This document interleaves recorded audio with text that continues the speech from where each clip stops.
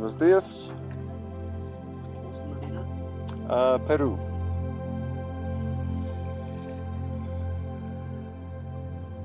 Gracias.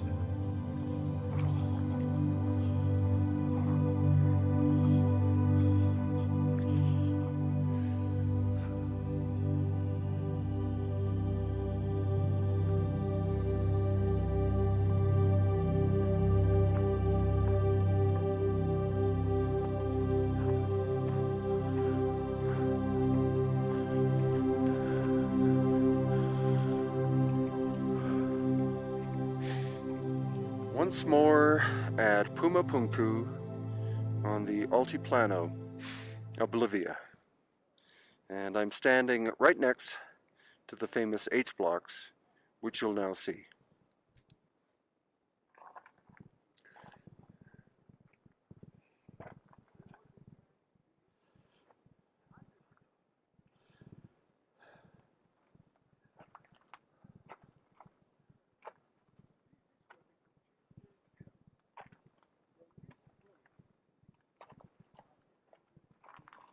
And these are what I call the maker's marks. You see the double lintel, and then the single lintel. This repeats over and over again. And here, and there.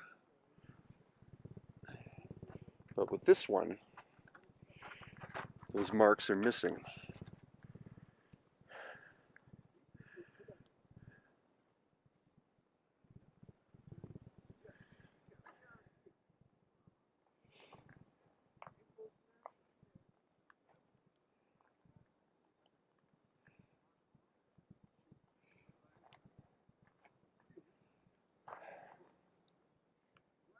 So you see the precision of the angles here, surface here,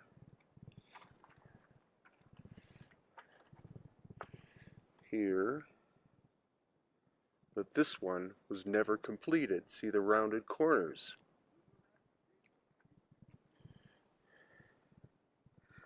This surface almost complete, this one not. This one complete. The red sandstone quarry, where these massive blocks came from, is 9 miles in that direction. Archaeology is very expensive. Very expensive. Yeah, and our governments don't spend much money on culture. They should spend more money in culture than on other things. Right. But I think it's not the time to prepare yet. Something different. I hope we're going to be able to see something more. We will. I think each person will see with them look. So the surfaces and the magnetism seem to have some relationship. Other people have measured the fact that the gray stone seems to have magnetite in it, but it's not, the magnetism isn't constant or isn't continuous, as in the way it would have been laid down as a volcanic stone.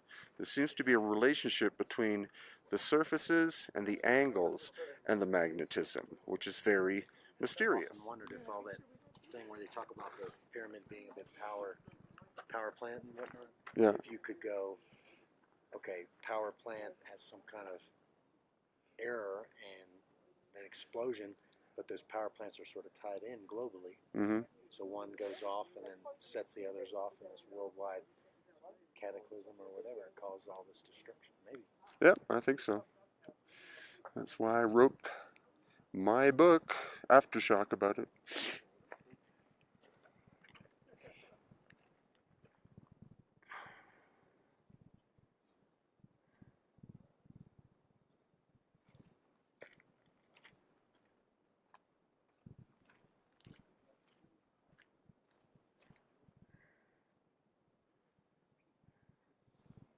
So the site has been used as a quarry probably for about 1,000 years, ever since the decline or demise of the Tiwanaku culture It's also obvious that the Tiwanaku people arrived here about 2,000 years ago and recycled some of the stone to create their own buildings. They didn't obviously shape this stone. This was done with lost ancient high technology, very advanced. In fact, probably more advanced than what we have today, which is the great mystery. What culture more than 2,000 years ago could have done this kind of work? Because the Tiwanaku had bronze tools. They couldn't have done it. The stone is very hard. The quarry for the red sandstone, again, 9 miles that way. The quarry for the gray andesite, 45 miles that way. Multi-ton blocks. More than 100 tons here. Over in Tiwanaku, 20, 30, 40 tons. That's what makes Puma Punku one of the most mysterious places on Earth, and why I keep coming back. The stones were not found where they presently are. Typical of archaeology, they excavate, they find, and then they line them up. And by doing so, they destroy what the original complex would have looked like. And therefore, there's no way to put Puma Punku back together again. And these massive foundation blocks, they could be in their original position, but one of them there, you can see it's still partially buried in the ground. So what cataclysm would have caused all of this original destruction prior to it becoming a quarry for the Spanish in the 1600s, all the way up until the 20th century.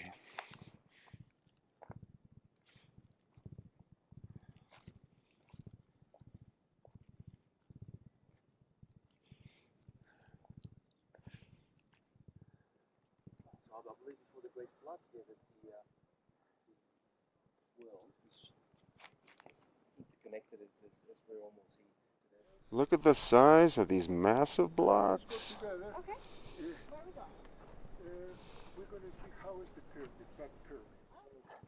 Let's do it. As you can see, the excavation here only goes down about 2 feet, maybe 3 feet. But what is underneath it? Why don't the archaeologists dig deeper? Author Antonio Portugal came here in the 1990s with ground-penetrating radar, and they found that there are chambers underneath the surface of Puma Punku. But the archaeologists refuse to admit that, and the government will not allow there to be any more digging deeper. Why? Because they're trying to protect their story of the history of Puma Punku, when in fact the history is much older and much more complicated than what we've been led to believe.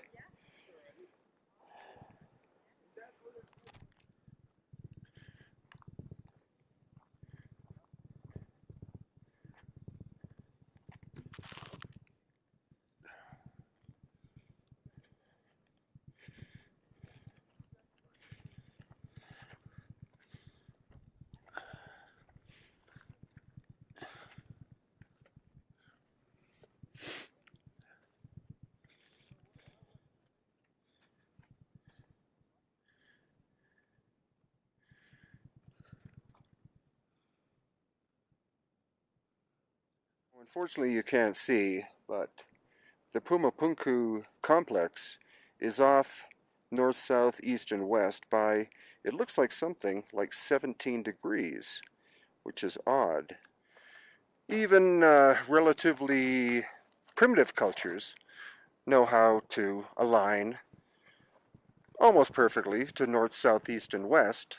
So the fact that the so-called pyramid of Puma Punku is off by 18 degrees and possibly more is curious. Could mean that it was built prior to the cataclysm of 12,000 years ago, and then the alteration in the axis of the Earth would have caused the site to twist like this to its present off north, south, east, west condition. Here we have stone protruding out from the excavation. And what's also curious is here, because this top layer of stone is the andesite, which reacts to the Teslameter, and the lower levels are the red sandstone that do not react to the Teslameter. So that to me would tend to indicate that this band of gray andesite stone that used to go all the way around the perimeter of this pyramidal structure could have been an energetic layer. It could have made the energy inside different from that on the outside. This whole area was also only recently excavated. So, say 30 years ago, the soil level went all the way to here, bearing it. How many thousands of years would it take for the soil to build up to that level? Or was the site hit by a massive wall of mud from Lake Titicaca, which is only 8 miles away, during a cataclysmic period several thousand years ago? Also, these stones were cut with great precision. There is no clay or mortar or concrete or cement or anything in between the joints. They still, after thousands of years, fit quite well together. Function of the staircase, why is it here? Because 12,000 years ago, the water level of Lake Titicaca would have been right here. This would have been the shore of Lake Titicaca. It's a rise of about 100 feet from the plains in the background, and that has been proven by geologists and other scientists. Because 12,000 years ago, Lake Titicaca was 10 times the size it is now. So now we're in the village of Tiwanaku, and this stone is taken from Puma Punku and Tiwanaku to build the foundations of houses, likely starting in the 16th century by the Spanish, as well as this archway.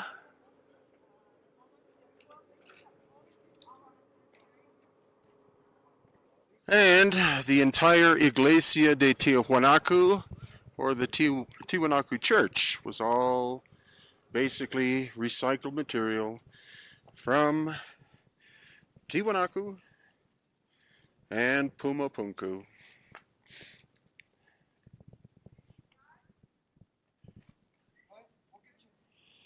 So it's not a unique situation because, of course, in Egypt you had the Greeks arriving, possibly destroying parts of the ancient Egyptian structures, and then the Romans came, and then the Muslims came and built their buildings out of the material that they found there.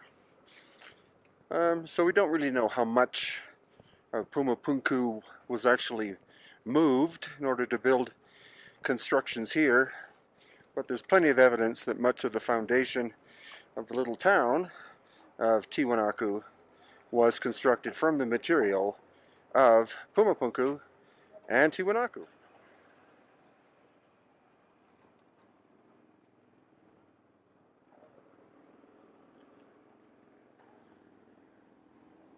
And as a special treat, we're going to see what some people in this little town of Tiwanaku found when they were digging foundations for their homes.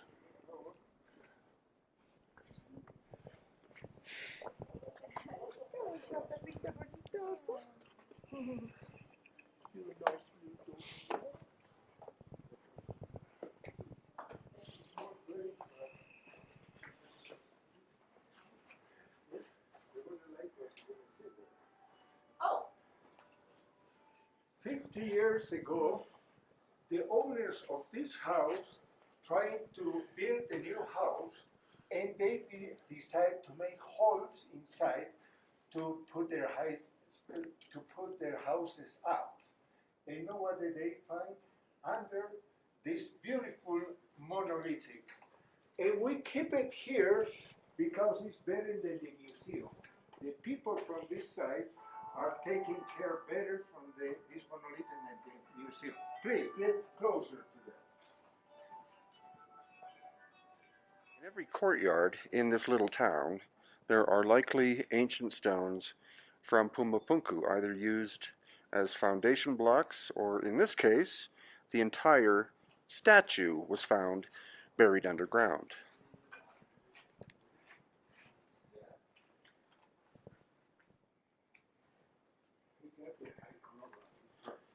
This is Tiwanaku in Bolivia.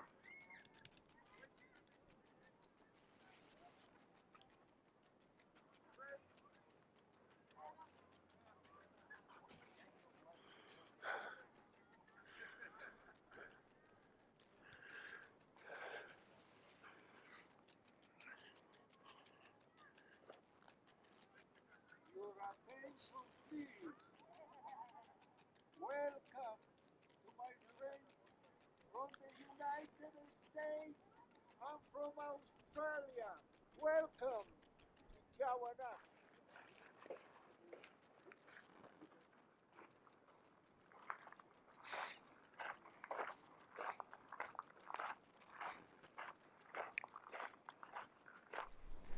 We got a new site, a modern one. I want to explain to you about this pyramid, which one is called Acapana. The size of this pyramid is 134 by 128 meters long and wide. It measures 20 meters up and got 7 terraces. The upper part is very interesting. It used to have a lake, a small lake where our masters from the past used to just watch the lake to see the stars. Since long time ago, we're trying to rebuild all this pyramid, but it will take maybe 50 more years until we got it finished. When we get in the top, I will show you a tunnel and what that means of that tunnel. So we're going to keep going to the top of the pyramid. Okay, we're on top of the Acapana pyramid, and there you see excavation. And what we're going to actually see is that the archaeologists removed somewhere between 6 and 10 feet of clay soil to reveal the stone structure underneath. Conventional archaeology says that this structure is 1,000 to maybe 1,500 years old, but there's no way that by natural deposition you would get 6 to 10 feet of clay soil deposit in that time period. It's more likely that this was a victim of an ancient catastrophic event of a wall of water and mud coming from Lake Titicaca and burying the structure many, many thousands, possibly 12,000 years ago. So again, you can see the amount of material, as in soil, that was removed.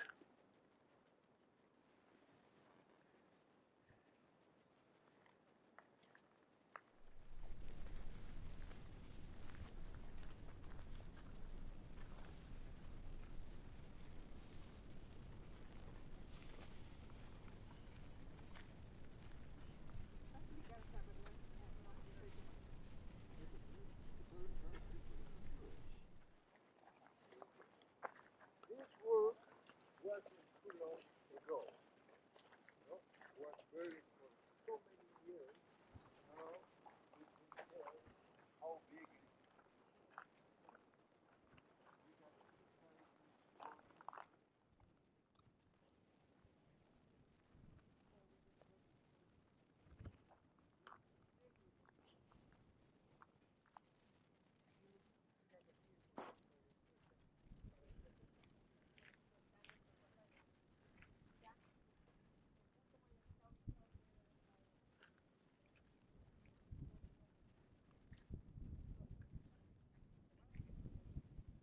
So two almost identical stones The surface of this one is fresh and this one eroded. So the one on the right was lying face up, exposed to the weather for thousands of years. The one on the left was lying face down, and that's what protected this beautifully flat surface.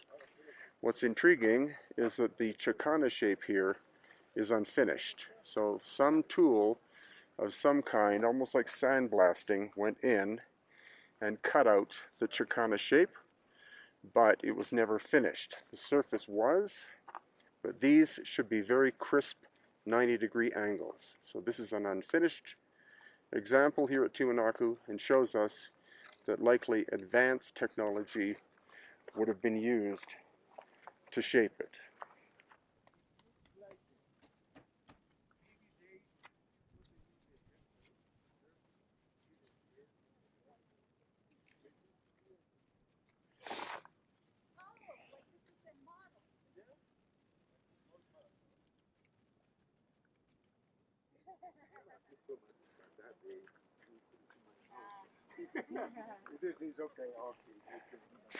So what caused this stone to snap in half? Likely not the Spanish, more probably a cataclysm.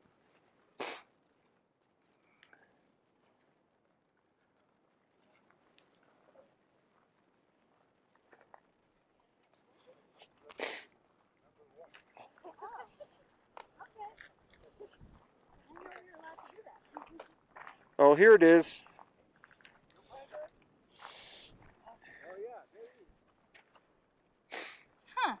37% copper. Interesting. How much? 37%.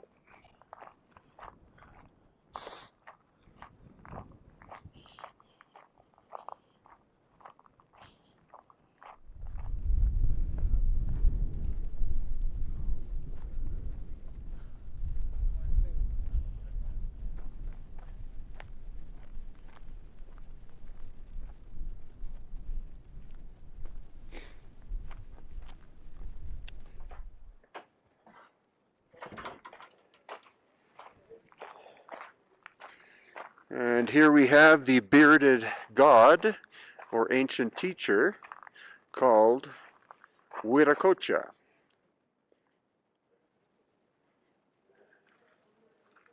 And this is called the subterranean temple, for obvious reasons. But its initial construction may have been for something more pragmatic, like water catchment, for example, since rain here on the Altiplano at 13,000 feet tends to be sporadic.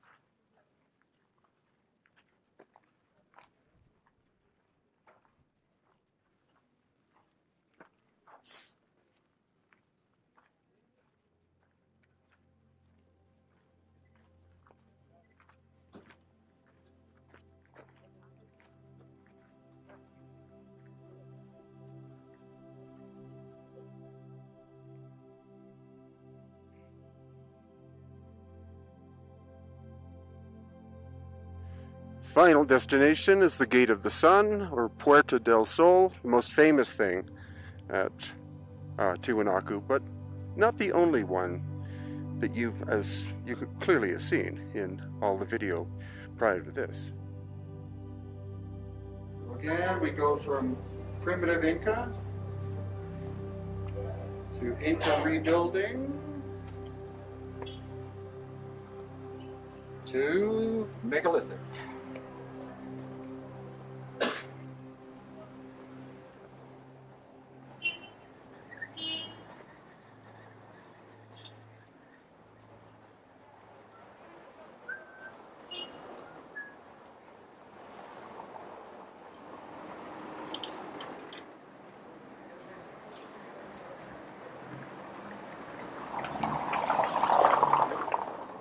Then the transition back to Inca again. So polygonal shapes. Here you go from classic Inca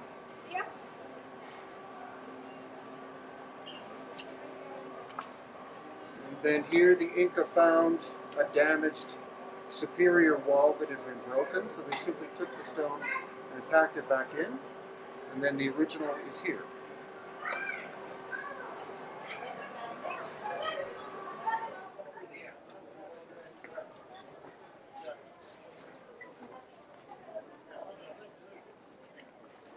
These ones are more, at an angle. The edges are in.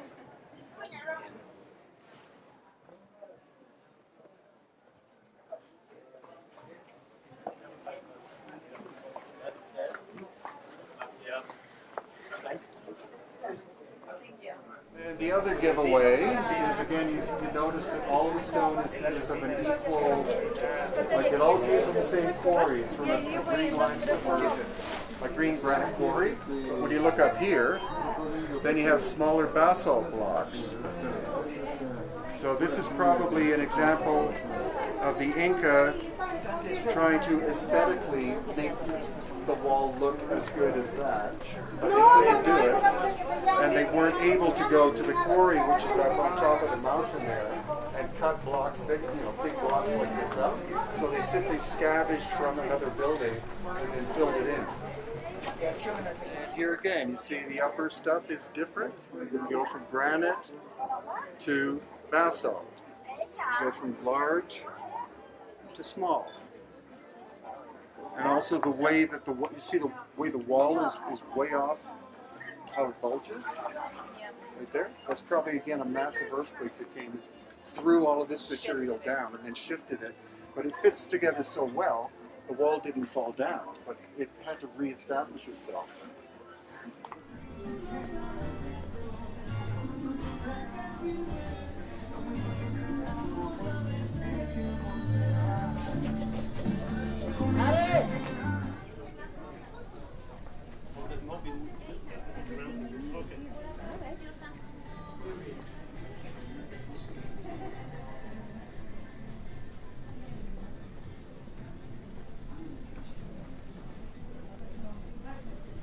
Look at this little rock here in between. Why they put it?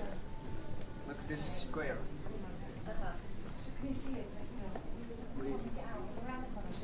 Are going to show this kind of finest architecture, which is well tied each other, no? It's interlocked, no? Joined, very well joined. That tells the differences between rocks, boulders, and the type of material is green granite. But the stone over there, those are limestone, green granite. And we are gonna see darker granite later, and at Machu Picchu, white granite, different materials. So these Incas, they make sure to use solid and harder type of rocks because the construction should last almost forever, but at least for many generations. I saw where he was. Right up above.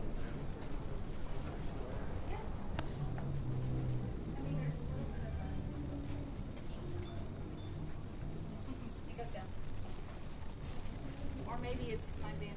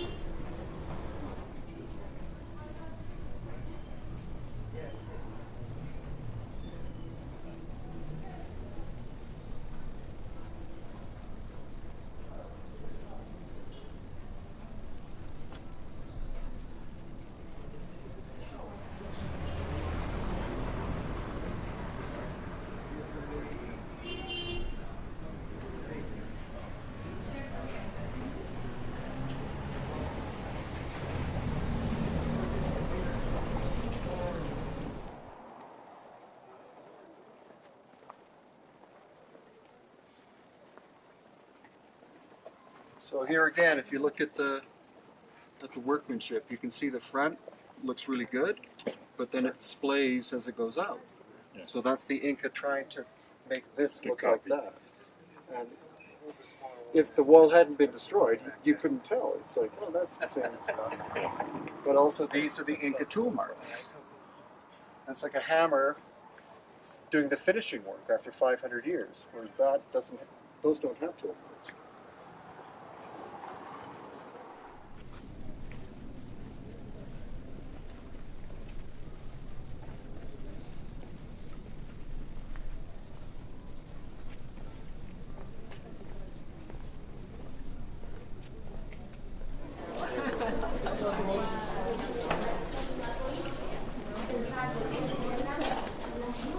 But the upper part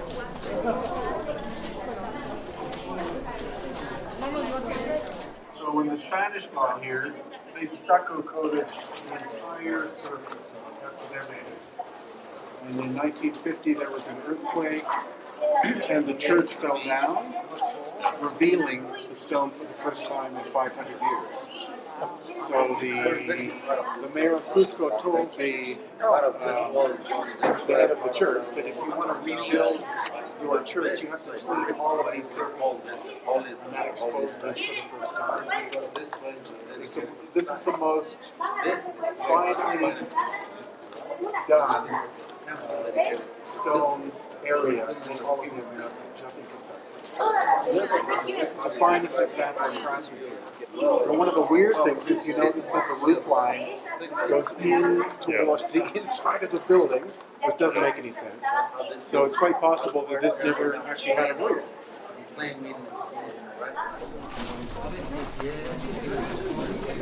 Observen qué tenemos acá. A ver, grupo, mientras tanto, lo que estamos acá. Una pieza minúscula. Es una pieza minúscula. Así como hay edificación mega.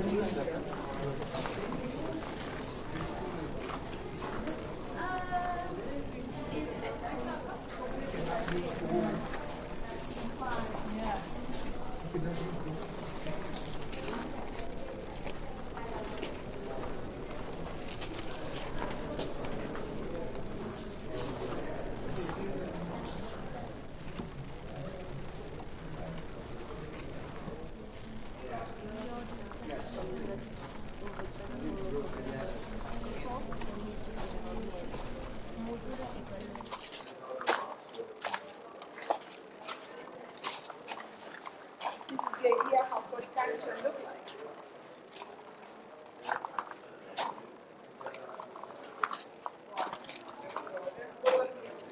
What we will see from here was the second program.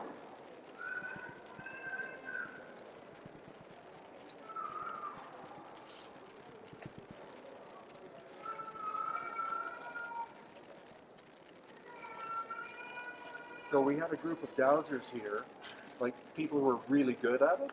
Every time they crossed one of these lines, the rods moved in. And then every time they walked past it, the rods moved back out. Huh. So they also measured that this is the center of the energy. So the energy is still working. It's actually pulsing in and out of the center because Cusco is the center of the Inca world. The Coricancha is the center of Cusco, and this is the center of the Coricancha. So it's an energetic thing that the Inca actually understood because they divided the sectors of their world up into along these lines called seques, which we'll see there's a drawing of what that was. So I think they were able to sense that this was energetic in some, like spiritually energetic or something. Yeah, yeah. But I think in original times it was some kind of facility. Yeah, like a practical facility.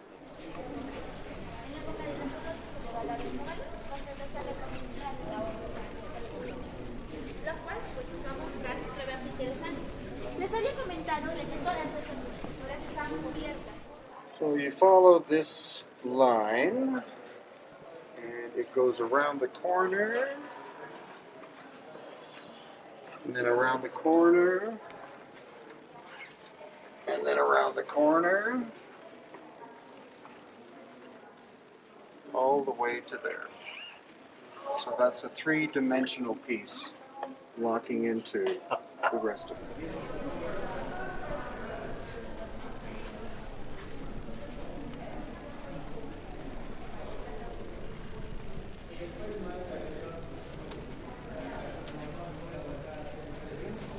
So this is basically this is a map of the Cusco area.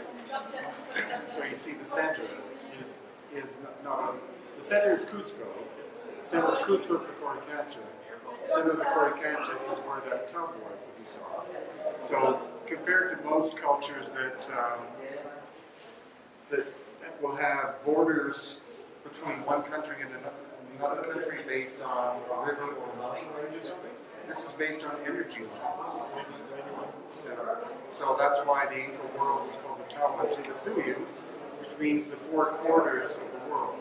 So the Inca world was divided into these four quarters, and these Seke lines radiate out from them. So it's just something that's kind of different.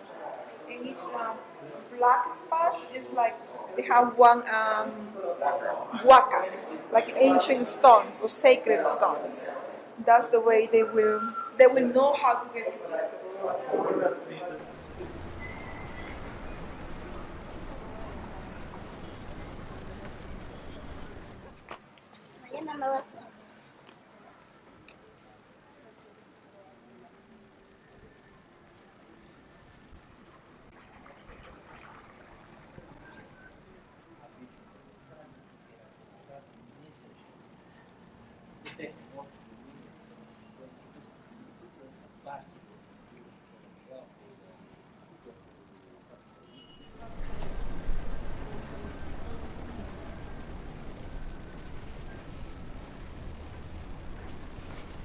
We should bring you.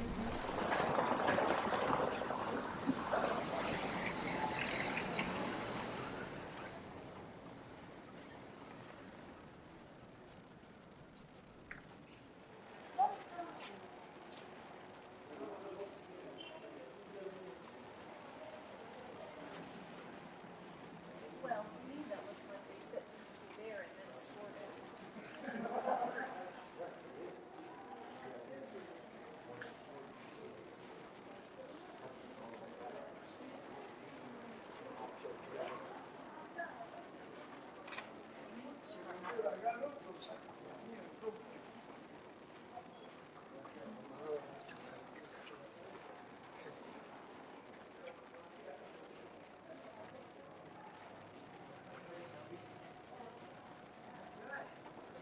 So in 500 years, with no evolution of tool technology, you do not go from this to that. It tells you. What's interesting is that we've been talking about those knobs all day, Yeah, and they're up there, a few here and up there, but the rest of it they're without. yeah.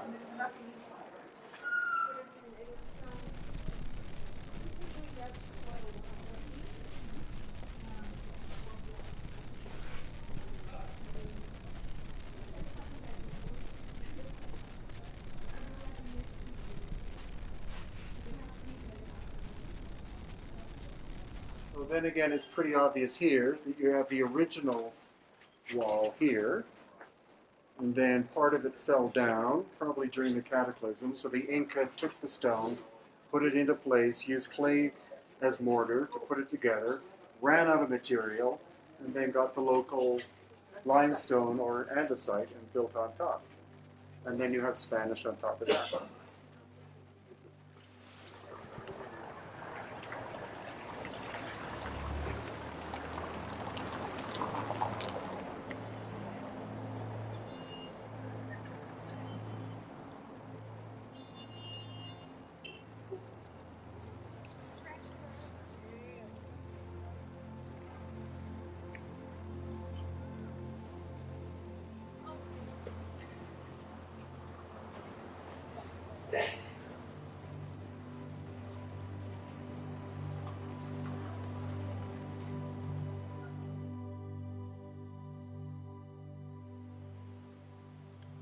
This is our first site, and it is called Kenko.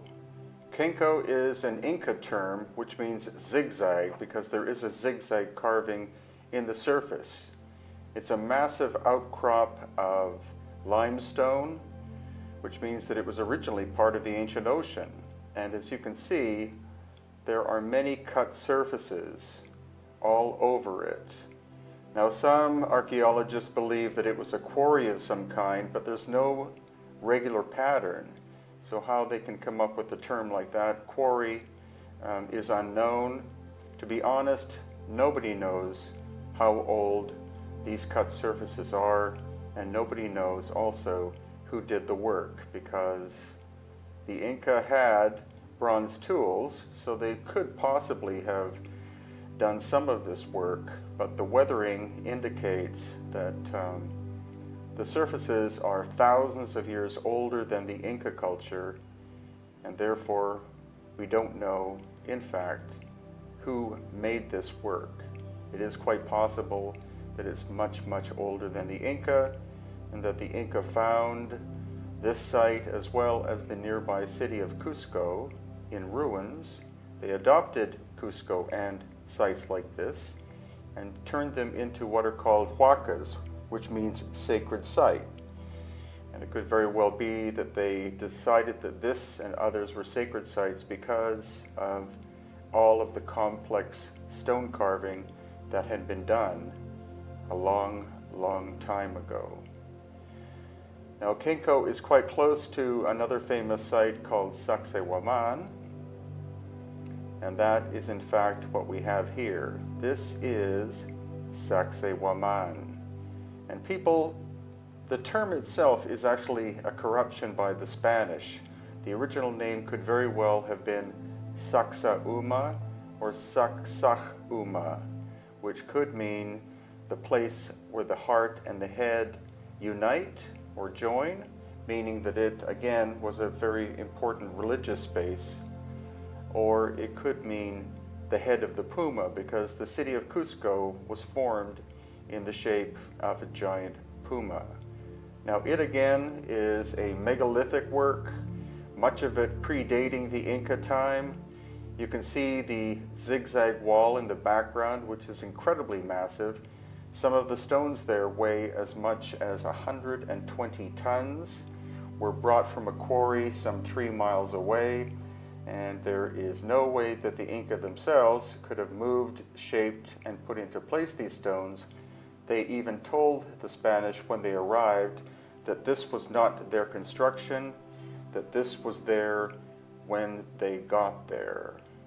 So Sacsayhuaman, one of the largest megalithic sites on the planet, as viewed by my quadcopter called Pachacutec, which I used to take all of this video.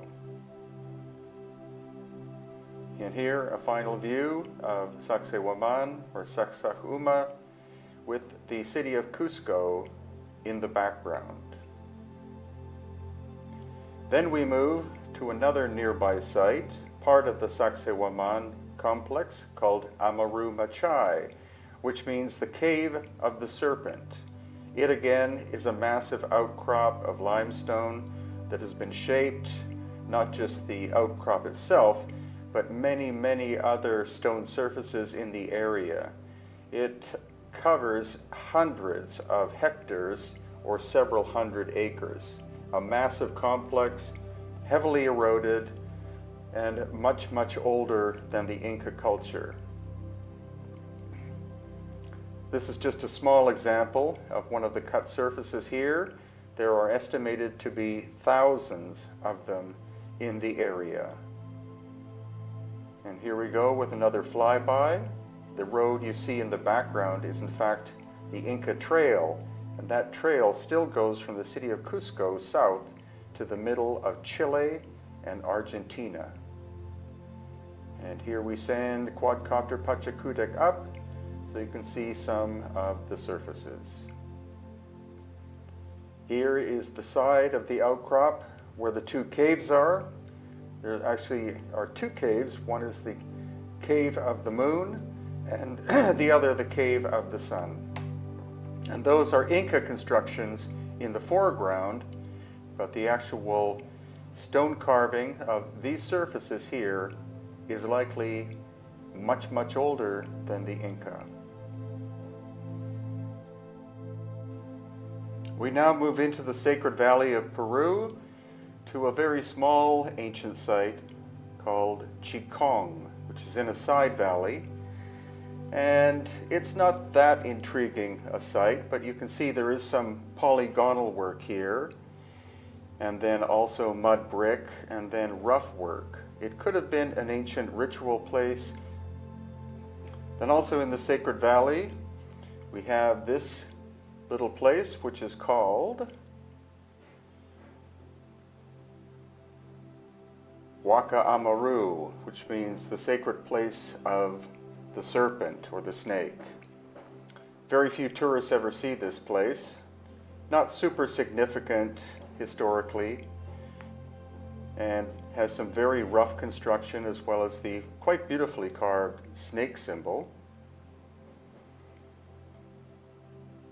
This is an Inca construction that you're looking at there. It's likely that all of the work here was done by the Inca, whereas some of the more major sites we find much older megalithic work, and then the adoption or inheritance by the Inca, and then their own constructions as well. And here, our next location, which is Calca. Calca is also in the Sacred Valley of Peru, and this is a massive Inca work or construction of terracing. Truly astonishing. It's not known if this was originally a natural hill that the Inca then altered, or whether they built it from the valley floor and created these massive terraces which are 10 to 12 feet high. The total land surface here is very immense, and they could have grown many different crops and great abundance. The Sacred Valley, the climate basically is springtime year-round, and therefore you can grow food here 12 months of the year, more or less. So again, a magnificent work by the Inca culture.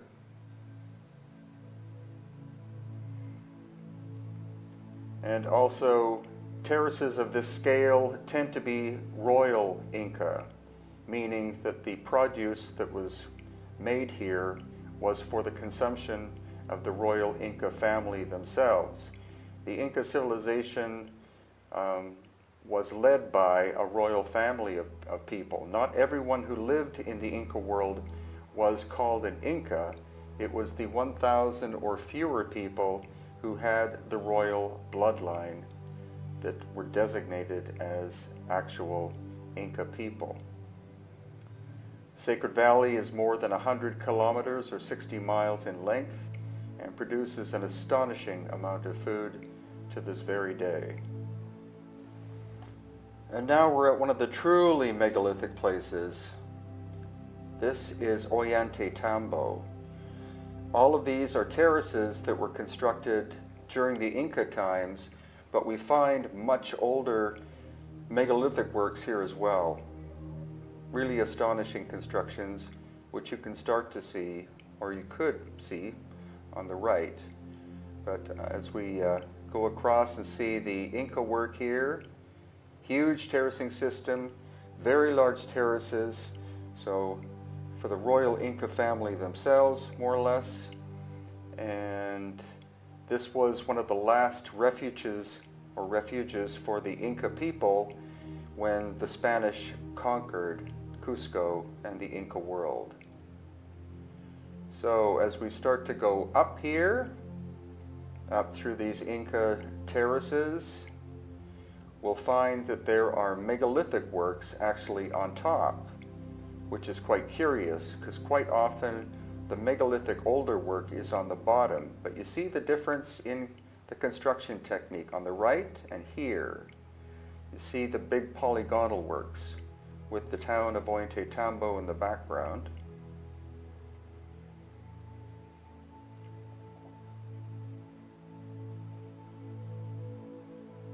And then here, the actual megalithic works. As the quadcopter zooms down, you see these 6 huge blocks of granite. And as we come in from the side view here, again, you see a crude Inca wall in the foreground. And then on the left, stones weighing 60 plus tons that were quarried from a mountain in the distance. Definitely pre-Inca work. And once again, we zoom in. If you traveled down through the Sacred Valley this way to the north, you would reach the famous Machu Picchu. But again, the comparison between the megalithic construction and the cruder and later Inca work. And another view. You see the size of these massive blocks. And it looks like they were destroyed by some kind of cataclysm. Next, we are now south of Cusco at Inti Punku. Inti is sun and Punku is gate, so the gate of the sun. This again is a combination construction. Part of it was done by the Inca and part of it is older megalithic. And the difference will be quite obvious as we turn the quadcopter around and then start heading past. You'll notice the large megalithic blocks on the left-hand side, and on top of that, the Inca built their works. 1 hour's drive in this direction is the ancient city of Cusco.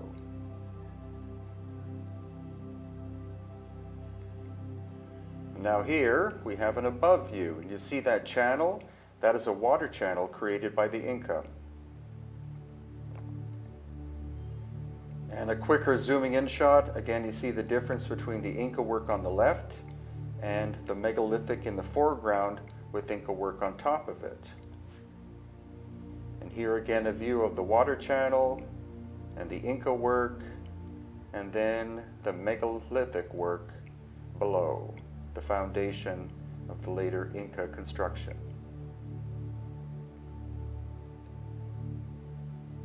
And one final view, I believe, or maybe one of two final ones, again showing you the channel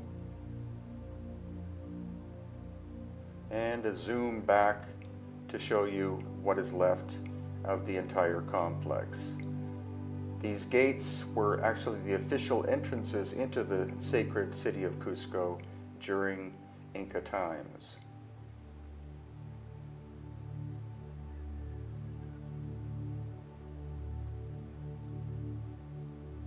Our next location, not visited too often, is called Kiarumiok, which means the stones of the moon. Again, it's quite likely that some of this work was done before Inca times, though the majority is Inca. You see the interesting shape of a semicircle, which some people, such as engineer Arlen Andrews, believe is a solar clock of some kind. It's the only one of its kind in the entire area. Here again, a better view of the so-called solar clock, carved into a harder stone. I believe this is andesite and not limestone.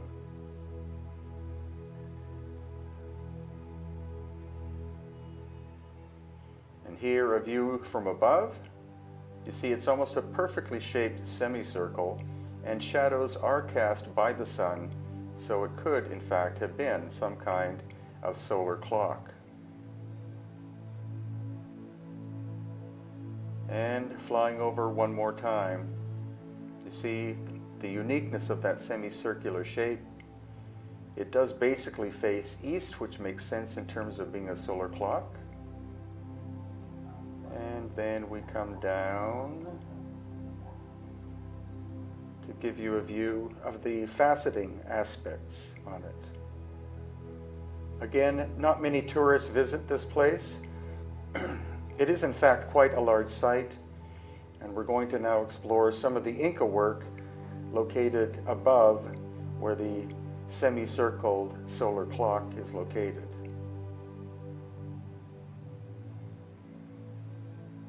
Polygonal work, likely Inca, and then a sunken courtyard of some kind, and viewing part of this site. It's actually quite massive. It's larger than this. It goes up to the top of the nearby mountains, but we were too lazy to go and see all of it. However, this gives you an idea that there's far more to ancient Peru and Cusco than just Machu Picchu.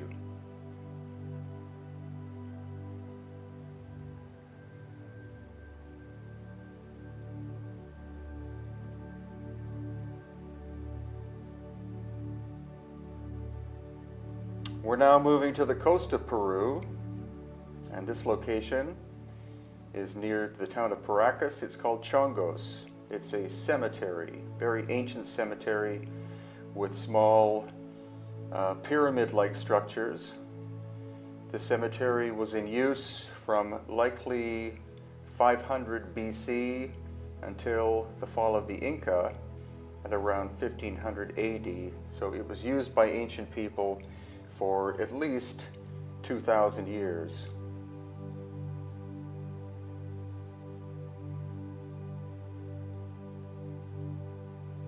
You can see basically no plant life can exist here whatsoever. It's one of the most extreme desert areas on the planet, the northern extension of the Atacama Desert in Chile. But where there is water, there is life. So there is underground water that travels from the Andes in the area of the highlands of Peru around Cusco, and these underground streams are accessed so as to be able to have water for the agriculture.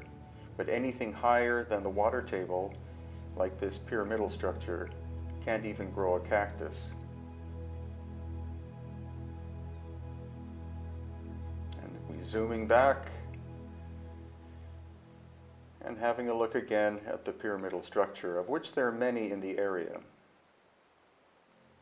Our next location is Palpa, which is near Nazca in Peru, south of Paracas. And again, this is the northern extension of the Atacama Desert, where there's no water, there is no life whatsoever. And this is where we find hundreds, if not more than 1,000, geoglyphs. The Nazca ones are famous, the Palpa ones are not very famous, but equally as significant.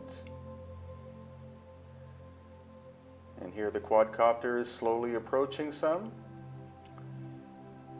There are, as I said, about 1,000 in the area, and you can see they're quite whimsical characters made by the Paracas people.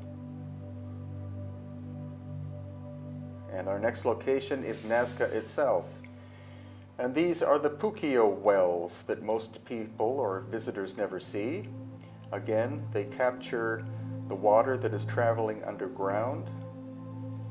And they are spirals, almost like a staircase, so as to be able to access the fresh water. There was once a huge system of these Puquio wells. Now there are possibly 15 or 20 that have been repaired, but they would have been in many locations in the Nazca area. Again, access points for water, and also the importance of the underground streams, because there's no surface water and no rain, or maybe an inch of rain per year in the area, that they were vital for the survival of the people. It could be that these were made by the Nazca, but they could have also been made by the Paracas, who existed before Nazca times. And now we're near Lake Titicaca, and this is called a Maru Muru. It's an outcropping of red sandstone, so it's high in iron oxide content, and people believe that it's an energetic place, a place of communing with higher levels of consciousness possibly, but no one knows actually who made it. The Spanish, of course, called it the Devil's Doorway, but it's believed by some mystic people that you can communicate again with other energies. You can possibly communicate with other ancient sacred sites utilizing this portal. Some archaeologists claim that the Inca constructed this, but it's the only one of its kind. So no one, even the local people, knows who originally did the construction work here. And it's only about a mile physically from Lake Titicaca. 12,000 years ago, Lake Titicaca was about 100 feet higher in lake level than it is now. So the water would have been lapping, or the shore would have been lapping right where this man is standing. And you see he's taking the position of one of those wishing to use this as a communication device. So this large outcrop is quite unique to the area. And again, nearby is Lake Titicaca. So Amaru Muru. Still at Lake Titicaca, this is Huaca Amaru, that almost nobody outside the local area has ever seen. The official name is Santiago de Oje, which is a Spanish term, and since the Spanish did not construct it, I refuse to call it that. So Huaca Serpiente or Huaca Amaru is what the place should be named. No one knows for sure what culture constructed it. It appears as if it was buried, possibly by some kind of cataclysm. Some of the stone was removed to build local houses, but the local people estimate that it is approximately 2,000 years old, or at least 1,000 years old. It was a temple dedicated to some kind of serpent deity and was only excavated about 5 years ago. So very little is known about it, very little archaeological work has been done to it, and there could be other significant sites, and in fact there are in the area, including an underwater pier and possibly some underwater constructions. So here the quadcopter is coming down on the main site that has been excavated and then goes back up again, so you can get a picture of the actual small excavation. And now Tiwanaku, one of the mega sites located in Bolivia, the most famous of all of Bolivia's ancient sites, thought by conventional archaeology to have been constructed by the so-called Tiwanaku civilization from 100 AD to about 900 AD, but it in fact has some megalithic elements, and so therefore could be far, far older. It's also been very badly damaged, and these walls, for example, were completely reconstructed. Only the standing stones are original. All of the fill work was done by archaeologists in the 1980s, simply scavenging the stone from all over the location and not properly putting the place back together. This is called the Acapana Pyramid. It originally had 7 tiered levels, and it looks like it was covered over by some great cataclysm in the distant past, which is the subject of my book Aftershock, where I look at sites in Peru, Bolivia, Egypt, and Lebanon that show evidence that they were destroyed by an ancient cataclysmic event, all possibly at the same time, approximately 12,000 years ago. Tiwanaku is quite vast. It's about 2 hours drive from the capital city of La Paz, and is well worth visiting if you're in Bolivia. In fact, some people simply go to Bolivia only to see Tiwanaku, but there are other ancient sites in the area as well.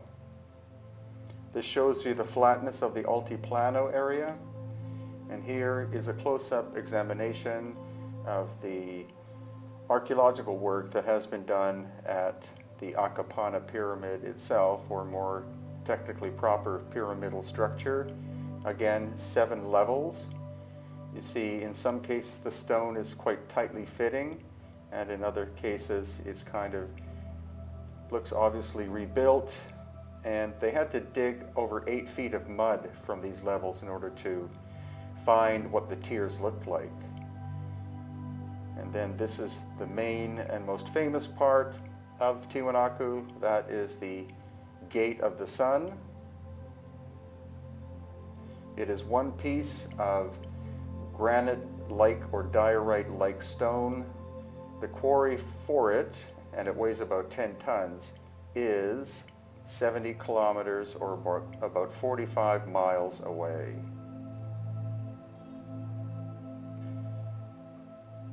And also the gate is broken in half. That was not done recently or in historic times. That could have been the result of this massive cataclysm. And one final fly past the Gate of the Sun. And here we see it in more detail. As Gary, who's operating the quadcopter, and was much better in the beginning than I was, shows us different angles. You see the massive crack.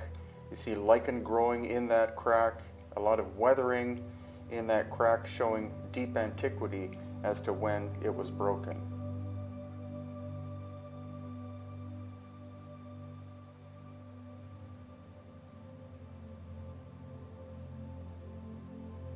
Our second to last site is Puma Punku.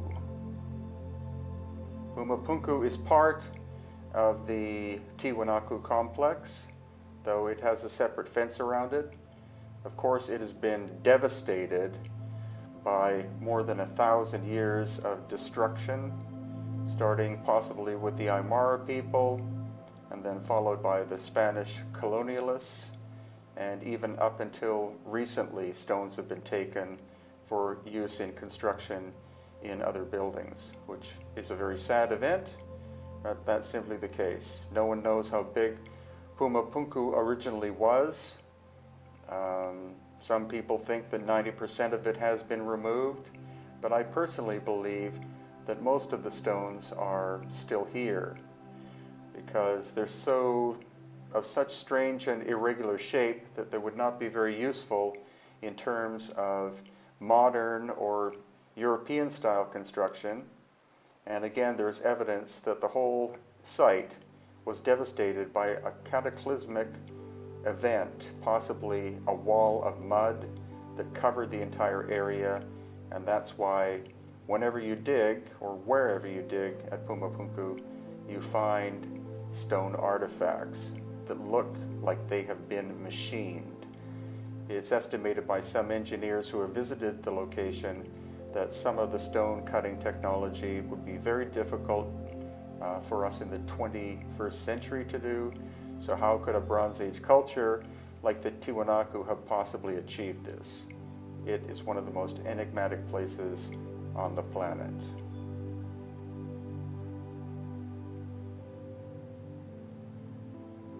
And finally, in the high jungle of Bolivia, we have Samaipata. And Samaipata means the high flat place. So it could have been named that by the Inca because they have constructions here, but this is highly unlikely to be Inca work that you're looking at. This is the top of the mountain, it's red sandstone, and the entire surface has been carved. The archaeologists believe that it was some obscure and forgotten culture from the Amazon jungle that did this work, but you would need something beyond Bronze Age technology to be able to do all of this cutting and carving, and there's little evidence that people in the Amazon in pre-colonial times had bronze tools, because bronze tends to be found in this area of the world in the Andes Mountains. And so again, we see extreme weathering on the surfaces, and no one knows what culture created this or when. I believe it is several thousand years old and looks honestly quite similar to some of the work that we find at Ollantaytambo in the Sacred Valley of Peru. And I'm referring to the megalithic works there, not the Inca work. Not that many tourists visit Samaipata, mainly Bolivians, but it's not very well known to the outside world. very worth a visit if you happen to be in Bolivia. You simply fly 1 hour from La Paz to the city of Santa Cruz, and then from there it's a 3-hour drive through and up into the high jungle to reach the mountaintop town called Samaipata.